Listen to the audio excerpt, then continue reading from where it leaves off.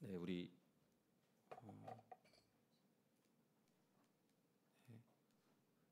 한 번만 눌러주시면, 우리 6장 오늘 1절을 읽지 않았지만 우리 이제 설교 제목이 자녀 양육 그 두 번째 이야기인데, 첫 번째 시간에 했던 거 잠시 한번 우리가 좀 떠올려 보고 가겠습니다.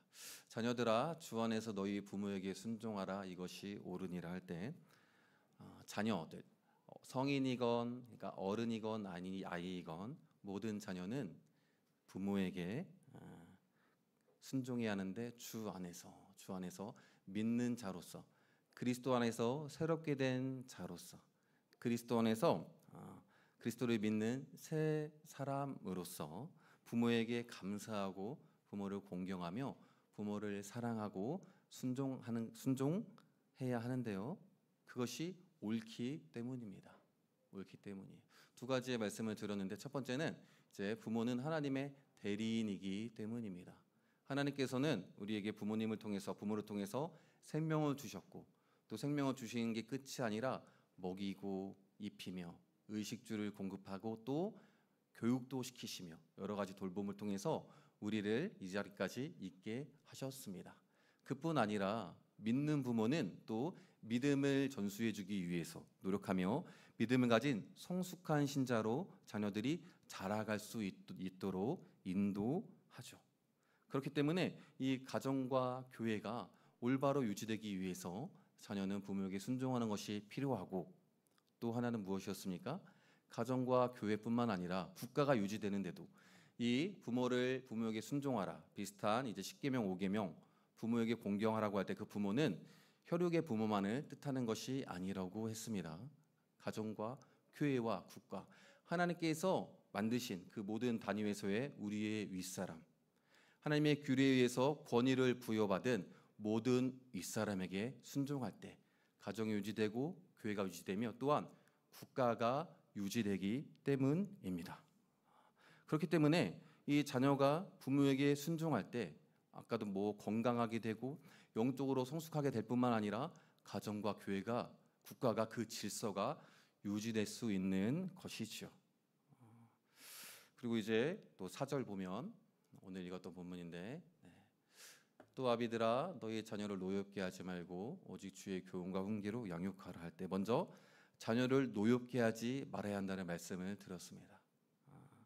절대 노엽게 하지 말아야 하는데, 이게 당시에는 아주 생소한 개념이었다고 했어요. 왜냐하면 그때 당시에 가장, 특히 아버지에게는 노예뿐만이 아니라 집안의 모든 구성원들을, 자녀뿐만이 아니라 아내까지도 노예로 팔아버릴 수 있었고, 그 목숨을 앗을 수도 있는 그 정도의 권위가 부여되어 있는 시대에서 자녀를 노엽게 하지 말라는 말씀은 정말 그 세상의 원리와는 전혀 다른 획기적인, 절대 상상할 수 없었던 그러한 가르침이었습니다.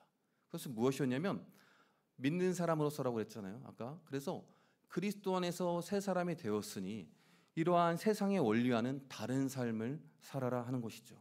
새 사람이 되었으니 그 부르심에 합당한 삶을 살아라.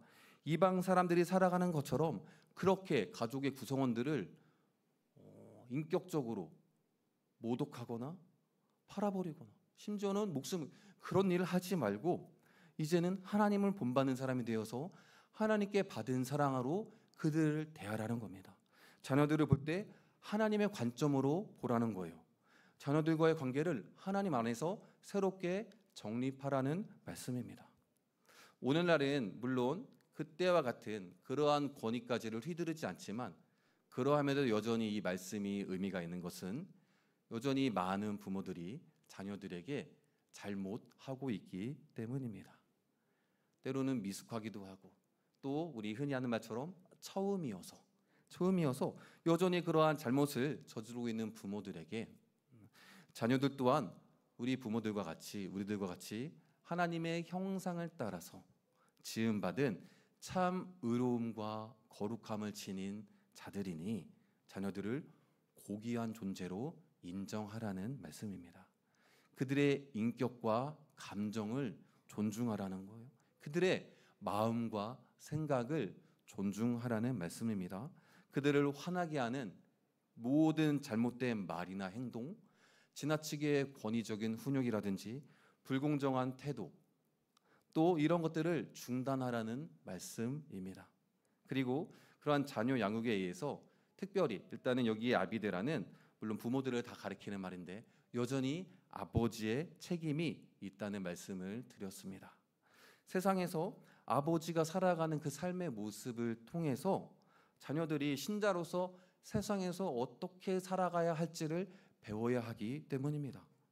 가정의 머리인 아버지는 자신이 사회에서, 직장에서, 세상에서 그리스도인으로서 어떤 일들을 겪고 어떻게 대처해 나가는지를 자녀들에게 전해 주어야 하기 때문이에요. 여기까지가 우리 자녀 양육의 첫 번째 이야기였고, 오늘 두 번째 이야기를 해보려고 합니다. 여러분, 자녀는요 어릴 때부터 부모로부터 모든 것을 물려받습니다. 부모의 행동 하나하나, 말 한마디, 인상과 표정, 모든 다양한 영역으로부터 부모의 모든 것을 물려받아요. 그래서 어린아이가 자라는 모습을 보면 우리는 그 부모가 어떤 사람인지를 대략 알 수 있습니다. 부모에게는 누구나 이것만큼은 내 자녀가 닮지 않았으면 좋겠는데, 이것만큼은 이 아이에게 없었으면 좋겠는데 하는 나쁜 행동이나 습관이 있는데, 정말 왜 그런지는 모르겠는데 그것마저도 어쩔 때는 그것을 제일 먼저 닮아가는 우리 자녀들을 보면 정말 강력한 제자 훈련이 우리 부모와 자녀 사이에 이루어지고 있다는 것을 알 수 있습니다. 이것은 지속되는데 언제까지냐면 어느 정도 자랄 때까지. 다시 말하면 하나님은 부모에게 자녀를 맡겨주셨습니다. 아까 부모는 하나님의 대리인이라고 했잖아요. 맡겨주셨습니다. 하나님은 부모에게 일정 기간 자녀를 양육하게 하셨습니다. 그리고 자녀는 부모로부터 일정 기간 동안 가르침을 받는데 그 기간이 생각보다 길지 않다는 거예요. 사람마다 다른데 어떤 아이는 한 20년 정도, 또 어떤 아이는 15년, 또 정말 독립적이고 자립심이 강한 아이는 10년, 그 정도 딱 맡겨두신 거예요. 무슨 말이냐면 그 기간이 지나면 그 전만큼 말을 듣지 않는다는 것입니다. 그 기간 안에 부모는 그 자녀를 길러내야 되는 거예요. 부모에게 맡겨주신 권위를 그 기간 안에 발휘해야 합니다. 자녀가 부모를 절대적으로 의지하고 정말 부모가 하는 그 입만을 쳐다보며 부모만을 바라보며 부모의 말이 정말 다라고 생각하는 그 기간, 황금 같은 그 시간 안에 부모는 자녀를 신앙적으로 양육해 내야 합니다. 그 시간을 놓치면 어렵기 때문이에요. 굉장히 어려워집니다. 자녀는 더 이상 부모의 말을 듣지 않아요. 여러분, 어느 때를 딱 넘어서면 부모의 말은 그저 그냥 잔소리가 될 뿐입니다. 듣지 않는 거예요. 잠언 22장 6절을 보면 우리 한번 읽어볼까요? 마땅히 행할 길을 아이에게 가르치라. 그리하면 늙어도 그것을 떠나지 아니하리라. 아멘. 물론 가르쳤음에도 떠나는 아이들이 있긴 합니다. 그러나 대부분은 그 가르침에 순종합니다. 그리고 나서 실제로는요, 그 가르침이 그 아이가 살아가는 삶의 지침이 되고 방향이 되는 것. 좀 띄워놔주세요. 그렇기 때문에 부모는 자녀를 가르쳐야 합니다. 양육해야 돼요. 목사님, 그냥 두면 알아서 잘 크지 않을까요? 아니라 그랬죠. 아주 잘못 생각하는 거라고 그랬어요. 여러분, 가르치지 않는 게 그냥 중립지대에 두는 거면 그나마 괜찮겠는데 그게 아닙니다. 그게 아니에요. 적진에 무방비 상태로 그냥 두는 거예요. 가르치지 않는 것은 온갖 반복음적이고 반성경적인 세상 속에 그냥 두는 거예요. 어린아이를. 여러분, 우리 자녀는 죽을 수밖에 없는 죄인으로 태어난 자녀들입니다. 온갖 하나님을 대적하는 삶을 살게 되어 있어요. 그렇기 때문에 가르쳐야 합니다. 양육해야 돼요. 부모의 양육이 아니면 자녀는 결코 제대로 설 수 없고 제대로 자랄 수 없기 때문입니다. 하나님께서는 부모에게 자녀를 맡길 때 온전하게 양육하라고 그렇게 맡겨 주셨습니다. 이제 부모는 자녀들을 잘 길러야 하는데 이제 어떻게 하면 됩니까? 두 가지 말씀을 드리고자 하는데 가장 중요한 것은 예수 그리스도의 십자가 복음을 가르쳐야 됩니다. 철저히 가르쳐야 돼요. 하나님은 어떤 분이신지, 얼마나 큰 사랑을 베푸시는지, 그게 다가 아니고 또 하나님은 공의로운 분이셔서 그분의 말씀은, 율법은 얼마나 엄중한지, 죄를 범했을 때의 형벌은 얼마나 무거운지, 지옥이 얼마나 두려운 곳인지 가르쳐야 합니다. 또 죽음에 대해서도 가르쳐야 돼요. 죽음에 대해서 자꾸 얘기하는 거예요. 우리에게 죽음은 멀리 있지 않다. 누구에게나 오는 것이고 우리도 반드시 만나게 되어 있는 것이다. 생각보다 가까이 있을 수도 있다. 우리는 그 죽음을 준비해야 한다, 대비해야 한다 말해줘야 됩니다. 여러분, 죽음을 대비한다는 게 무엇입니까? 회심해야 한다는 거죠. 우리 자녀들이 죄로부터 하나님께로 돌이킬 수 있게 하는 거예요. 예수 그리스도로 돌아오게 하는 이 돌이키게 하는 이 회심이 우리 여러분 가장 1차적이고도 가장 중요한 목표 아니겠습니까? 이렇게 할 때 아이들은요, 율법과 죄, 죽음과 저주, 지옥 이런 걸 얘기하면 그것을 이제 그때 즉시 회심할 수도 있지만 그렇지 않을 때도 있습니다. 더 방황할 수도 있어요. 그런데요, 대부분 아이들은, 이런 가르침을 들은 아이들은 하나님의 진노 때문에, 그것에 대한 두려움 때문에 더는 나가지 못합니다. 언젠가는 돌아오게 되어 있어요. 그렇기 때문에 이 가르침은 아이들에게 선을 긋는 겁니다. 내가 이대로 가다가는 죽겠구나. 이대로 가다가는 하나님의 진노, 하나님의 저주와 죽음뿐이겠구나. 결정적인 선만큼은 넘지 못하게 하는 거예요. 결정적인 선만큼은. 그리고 거기서 끝내면 아니죠. 그게 다가 아닙니다. 복음은 우리 주님께서 우리를 위해서 어떤 일을 하셨는지를 가르쳐야 됩니다. 그러니까 죄의 문제 얘기했는데 우리를 대신해서 우리의 죄 때문에 십자가에서 대신 죽으심으로 우리의 죄를 해결하셨고, 그분으로 인해서 우리는 소망이 있다. 그분께 나아가면 하늘의 모든 신령한 복이 주어질 텐데 우리는 이미 그것을 다 받은 사람들이다. 그래서 우리는 주를 위해서 살 수 있는 자들이 되었다. 그리고 결국에는 이 땅이 하나님의 나라가 완성될 건데 그 새하늘과 새 땅이 우리 거야. 새하늘과 새 땅에서 있는 그 살아가는 기쁨을 우리가 비록 감히 상상도 할 수 없지만 우리는 그것을 바라보고 기대하며 소망하며 이 세상을 살아가는 거라고 말해줘야 합니다. 말해줘야 돼요. 그날을 기다리자. 우리 인생이 곧 죽음이 올 텐데, 언젠가는 죽음이 올 텐데 그날을 기대하면서, 그날을 대비하면서 우리는 살아가야 한다 말해주는 겁니다. 여러분, 시간이 오래 걸릴 수 있어요. 그래도 끊임없이 쉬지 않고 말해줘야 되고요. 또 그 과정에 있어서 우리는 낙심하지 않아야 합니다. 자녀가 빨리 회심하지 않는다고 해서 낙심하지 말고, 어찌됐든 그 자녀를 하나님은 우리에게 맡겨주셨으니 계속해서 포기하지 말고 가르쳐야 합니다. 특별히 부모는 자녀와 같이 살아가죠. 같이 살기 때문에 부모의 모든 행동이 자녀에게 보이고 영향을 끼칩니다. 부모는 모든 말과 행동이 복음적이어야 합니다. 모든 말과 행동이 주의 교훈과 훈계여야 해요. 지난번에도 첫 번째 시간에도 말씀을 드렸지만 너무 찔려서 다시 한번 말씀드립니다. 저도 잘하고 있어서, 이렇게 하고 있어서 이런 말씀 드리는 게 아니라고 했어요. 네. 말로는 복음을 가르치면서 행동이 그렇지 않다면 자녀들이 부모를 신뢰하겠습니까? 부모의 가르침에 순종할 수 있을까요? 요즘 젊은이 자녀들이 교회를 떠나는 이유 중에 하나가 위선, 말과 행동이 다르다, 콧과 속이 다르다, 앞과 뒤가 다르다. 특별히 아이들이 어릴수록 아이들은 부모들이 이제 아까 일정한 기간이 있다고 했잖아요.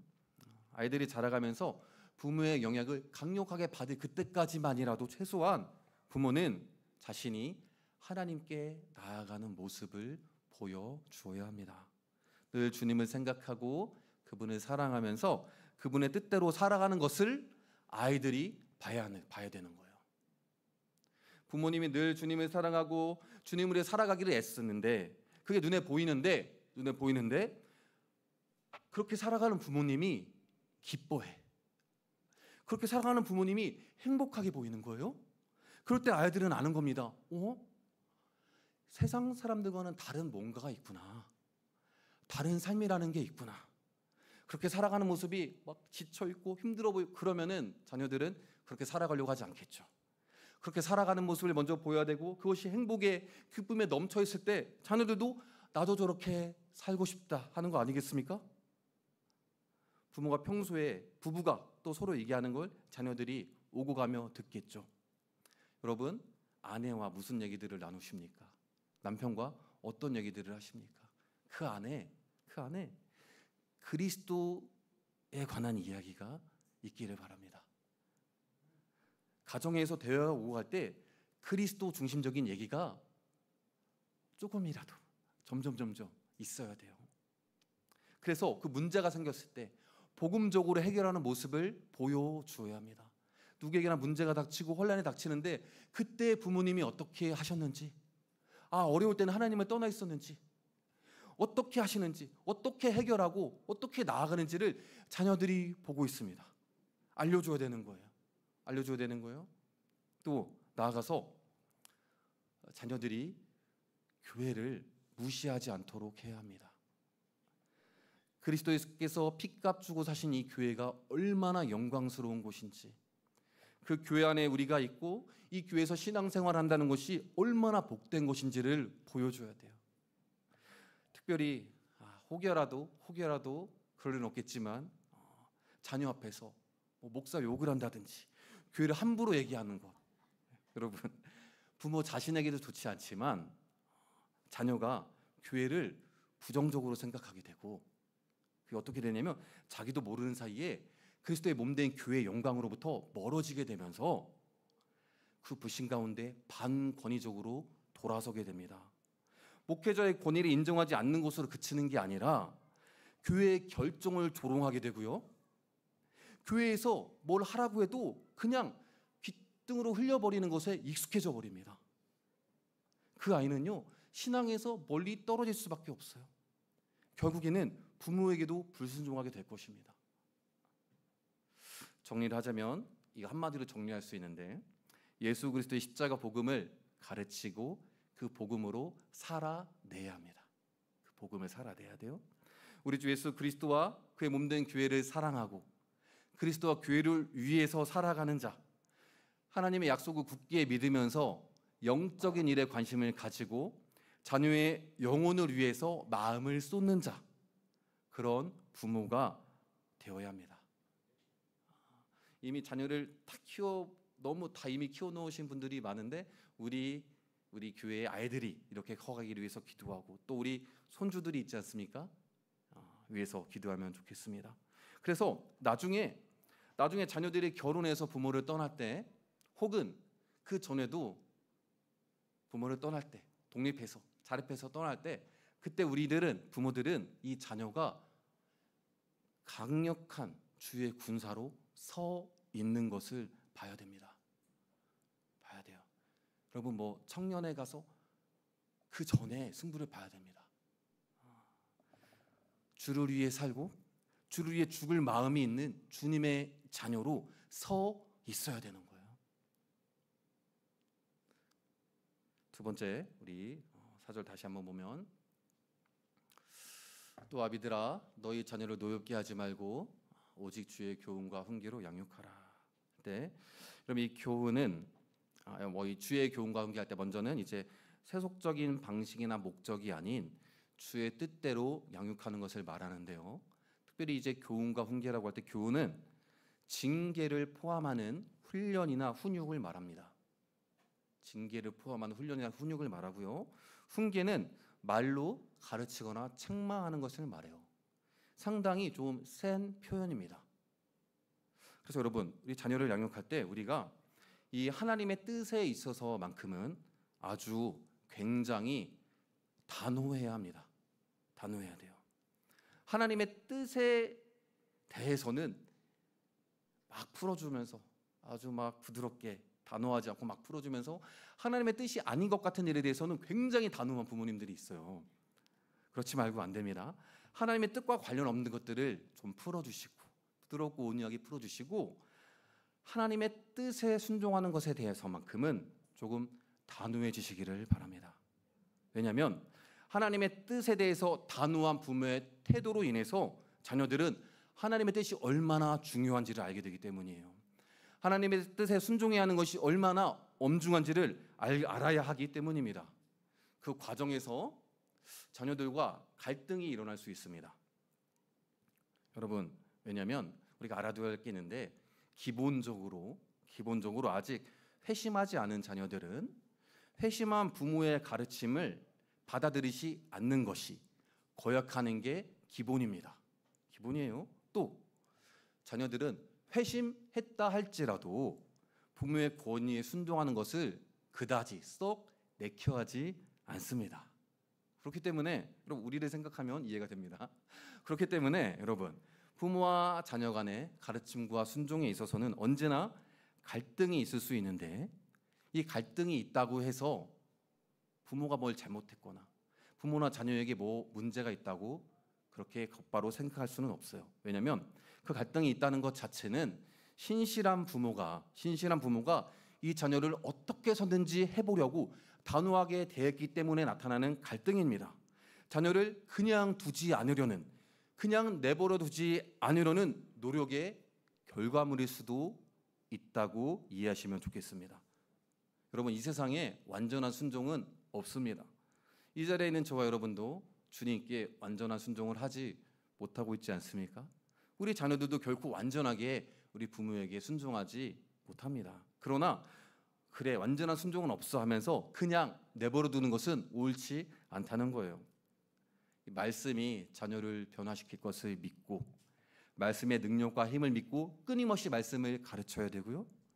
또 그 과정에서 하나님께서 우리에게 오래 참으신 것처럼 인내하면서 하나님께서 우리에게 독생자를 내어주신 것과 같은 사랑으로 자녀들을 사랑으로 양육해 내야 합니다. 최선을 다해서 믿고 또한 기대하면서 그 믿음대로 되도록 그 기대한 대로 되도록 자녀들을 돌봐야 하는 거예요. 특별히 우리가 때로는 순종이라고 할 때 우리가 이해되지 않는 것에 대해서도 순종하는 것처럼 부모의 가르침이 이해되지 않더라도 순종할 수 있는 자녀로 양육해 내야 되는데요. 이때 중요한 게 있는데 가급적 어릴 때 자녀의 의지를 꺾어 놓아야 합니다. 이 문제는 굉장히 중요한데요. 여러분, 아이들은요. 우리가 처음부터 하나님을 대적했던 것처럼 하나님께 불순종했던 것처럼 자녀들은 부모에게 순종하지 않는 완악함이 있어요. 기본적으로 아이들은 자기 마음대로 하려고 합니다. 그래서 신앙의 선배들이 한 게 뭐냐면 어렸을 때 2살이나 3살 때 그 의지를 꺾어 놓는 일을 했습니다. 그때 의지를 꺾어야 그때 한번 꺾이면 그 다음부터는 평생을 부모의 가르침을 듣는 아이로 자라간다는 거예요. 우리 식당 같은 데 가보면 부모들이 막 조용히 해라 가만히 있어라 하는데도 전혀 듣지 않은 절대 꺾이지 않아 있는 아이들이 많이 있지 않습니까? 앞으로 어떻게 되는 거예요? 꺾일 때까지는 결코 부모는 그 아이를 건드리지 못하는 거예요. 목사님, 그럼 언제쯤 꺾어야 될까요? 뭐 그때가 있습니까? 뭐 발달 단계 같은 게 있는데 여러분 몰라도 됩니다. 하나님은 알면 좋습니다. 몰라도 된다는 건데 하나님은 모든 부모에게는 그 자신의 자녀에 대한 특별한 지식을 주셨습니다. 부모는요 자기 자녀에 대해만큼은 특별한 감이 있어요. 천부적인 능력이 있어요. 그 감대로 하면 됩니다. 감대로. 지금 얘를 꺾어야 된다는 것을 부모는 아는 거예요. 혹 그래도 모르겠다는 분 계시다면 괜찮습니다. 내 말을 듣지 않는 것 같다는 생각이 들 때 꺾으면 됩니다. 꺾으면 돼요. 다만 반드시 기억해야 될 것은 강력하게 꺾어야 한다는 사실입니다. 여러분 그때 못 꺾으면요 다음에 꺾으려면 더 많은 힘이 들어가고 아이의 상처가 더 커집니다. 시간이 흐르고 그러면 나중에는 아예 꺾을 수 없게 됩니다. 영국의 종교 개혁자이자 신학자로서 그 감리교를 창시한 존 웨슬리라는 목사님이 계십니다. 그분에게는 수산나 웨슬리라는 어머니가 계시는데요. 그 어머니는 두 쌍의 쌍둥이를 포함해서 총 19명의 자녀를 낳았는데, 그러니까 이제 15명과 쌍둥이 2쌍 19명의 자녀를 낳았는데, 그 중에 9명은 우리 옛날에 그런 일이 많지 않았습니까? 어렸을 때 영유아기 때 사망하였고 10명을 키웠는데, 그 10명 한 명 한 명의 그 고집을 언제 꺾었는지를 정확히 기억하고 있었습니다. 그녀는 자녀 양육에 관해서 이런 말을 남겼습니다. 한번 읽어보겠습니다. 시작. 자녀의 고집을 꺾으려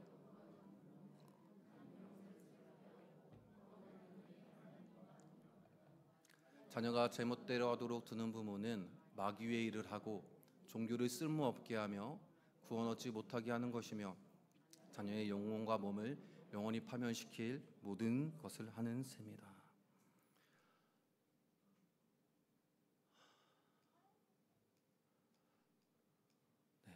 그러면 자녀의 그 고집, 의지를 꺾으면 어떤 일이 벌어집니까?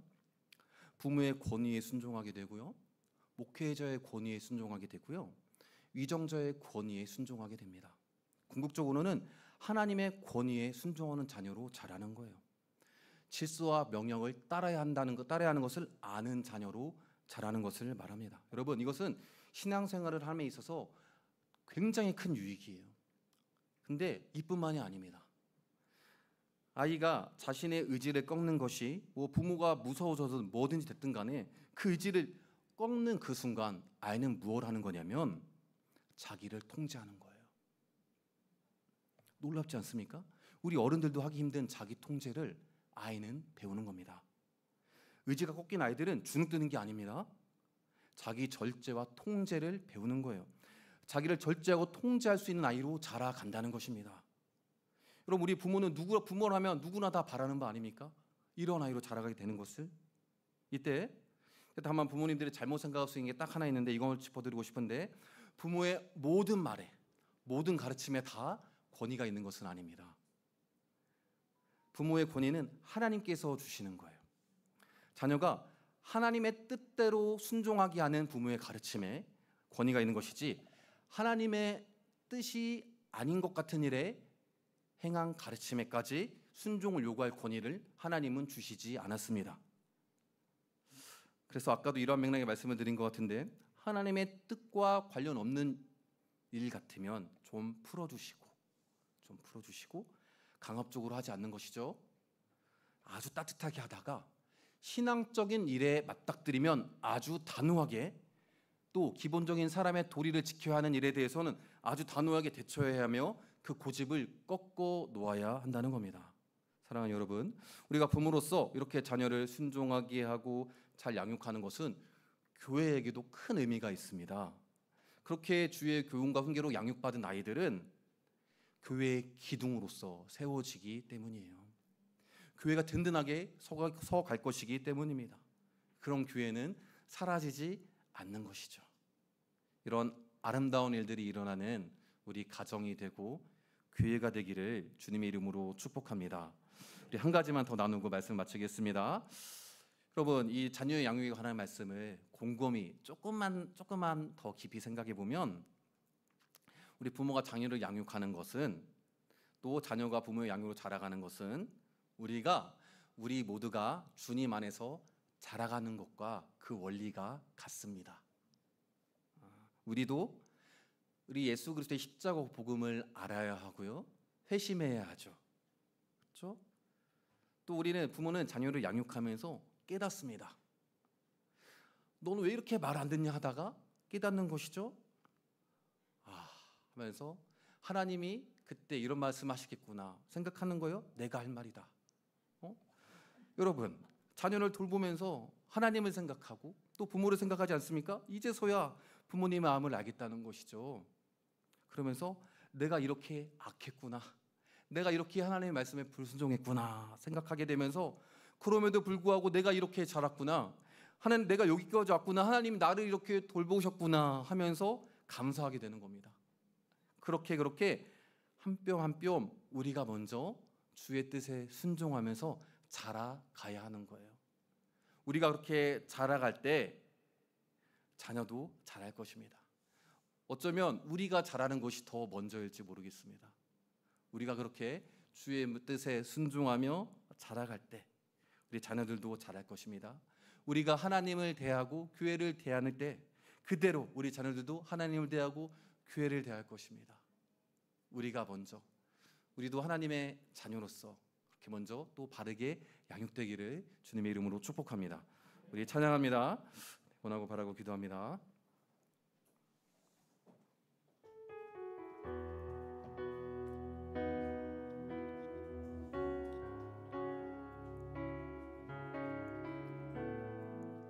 지난번에는 우리가 자녀들을 생각하면서 불렀다면 오늘은 먼저 우리 부모들, 나부터 이렇게 자라가기를, 복음을 알고 깨달아서 그렇게 살아가기를 생각하면서 찬양합니다.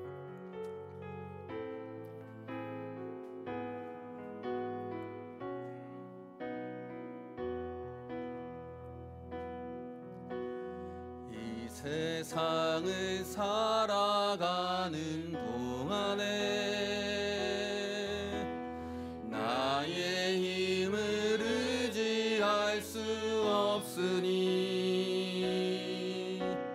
기도하고 낙심하지 말 것은 주께서 참 소망이 되심이라.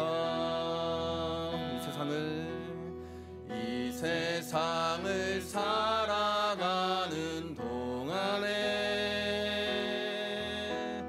나의 힘을 의지할 수 없으니 기도하고 낙심하지 말 것은 주께서 참 소망이 되심이라.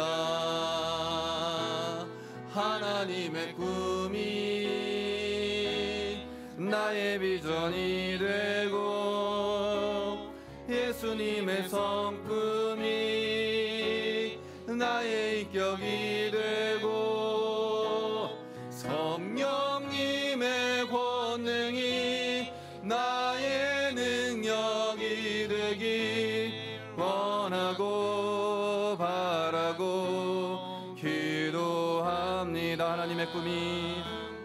하나님의 꿈이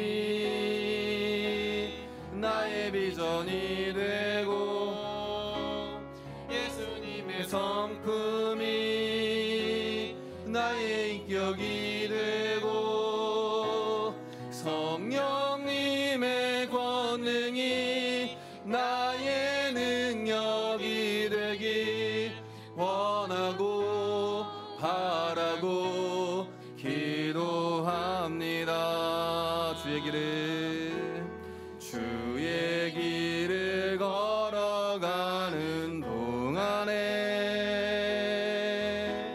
세상에 거두지 수 없으니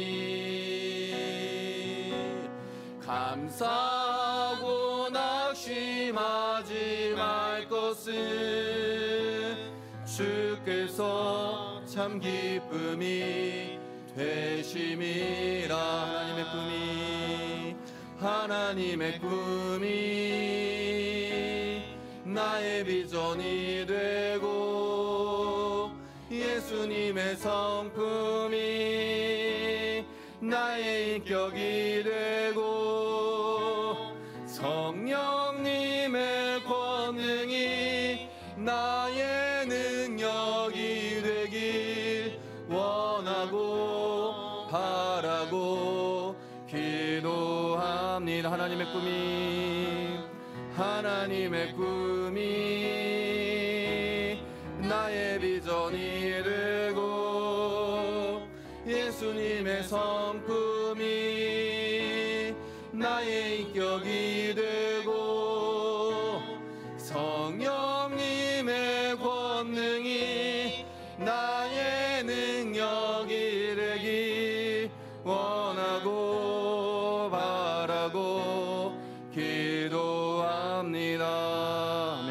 기도할 텐데, 먼저는 첫 번째로는 세속의 원리가 아닌, 세상의 가치관이 아닌 주의 뜻대로, 또한 우리가 친구처럼 편하게 아이들을 사랑하면서 지내지만 주의 뜻에 있어서만큼은 부모의 권위로 단호하게 자녀의 영혼을 살리는 부모가 되게 하여 주옵소서.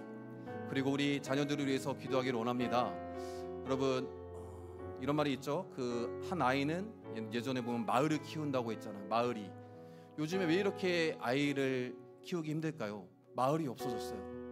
다 아파트 살면서 예전에는 좀 부모가 늦어도 옆집에 가 있기도 하고, 자녀들을 그 부모가 다 책임져야 하는데 너무 버거운 시대가 됐죠. 여러분, 이 교회, 우리의 자녀들은, 여러분, 그 유아 세례가 갖는 의미 중에 하나는 언약 공동체 안에 들어온 우리의 자녀들은 우리가 다 책임지는 겁니다. 그 부모만의 몫이 아니라 우리의 자녀가 된 거예요.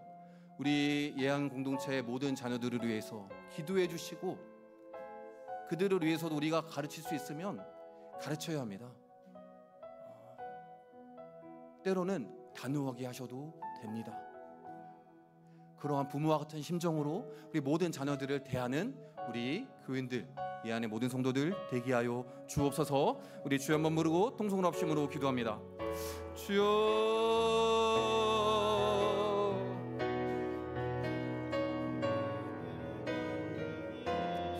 아버지 하나님, 은혜를 감사합니다. 오 하나님 아버지, 아버지 먼저는 아버지 우리 모든 부모님들 복음을 바로 알게 하여 주옵소서. 복음을 깨닫게 하여 주옵소서. 그 복음을 가르치고 그 복음으로 살아내는 우리의 모든 부모님들, 우리 모든 성도님들 다 되게 하여 주옵소서. 아버지, 우리는 그렇게 살 수 있는 자가 되었습니다.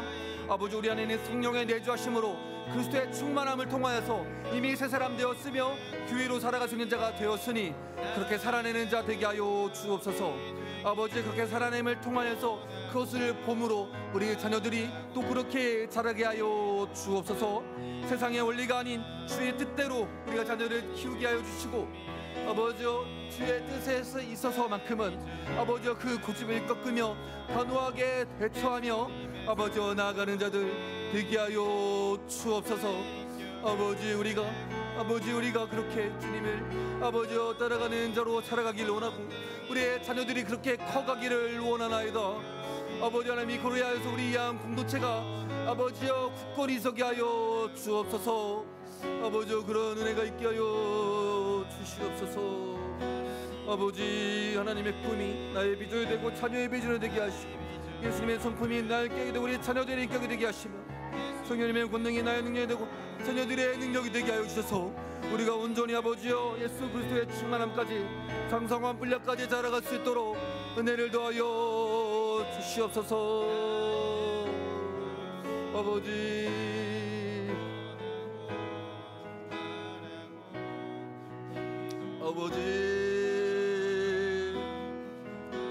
얻을 수 있도록 도와주십시오.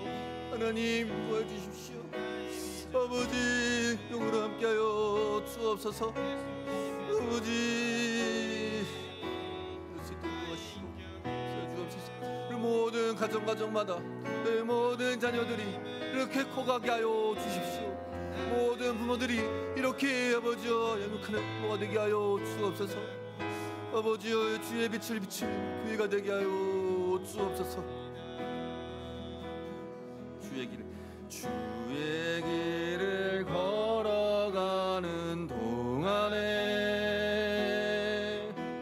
세상에 곧 의지할 수 없으니 감사하고 낙심하지 말 것은 주께서 참 기쁨이 되신. 이 세상을 살아가는 동안엔, 이 세상을 살아가는 동안에 나의 힘을 의지할 수 없으니 감사하고 낙심하지 말 것은 주께서 참 소망이 되심이라. 하나님의 꿈이